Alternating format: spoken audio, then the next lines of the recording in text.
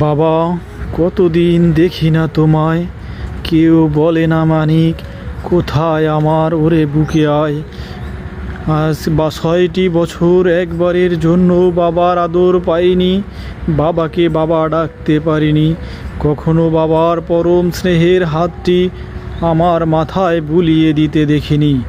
আমার সামনে যখন কোনো বন্ধুকে তার বাবার গল্প করতে শুনি, তখন বুকের এক কোণে কেমন যেন ব্যথা অনুভব হয়।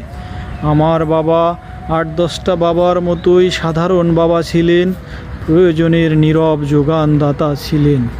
আসলে সব বাবাই এক শীতল ছায়াদানকারী বৃক্ষ।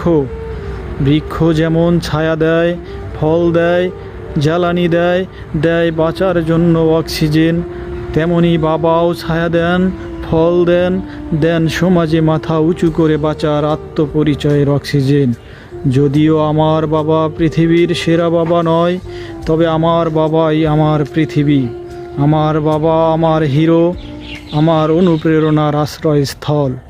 যে কিনা আমার দেখা সবচেয়ে ভালো মানুষ। আমি গর্বিত তার সন্তান হতে পেরে। বাবাকে খুব বেশি দিন কাছে পাইনি।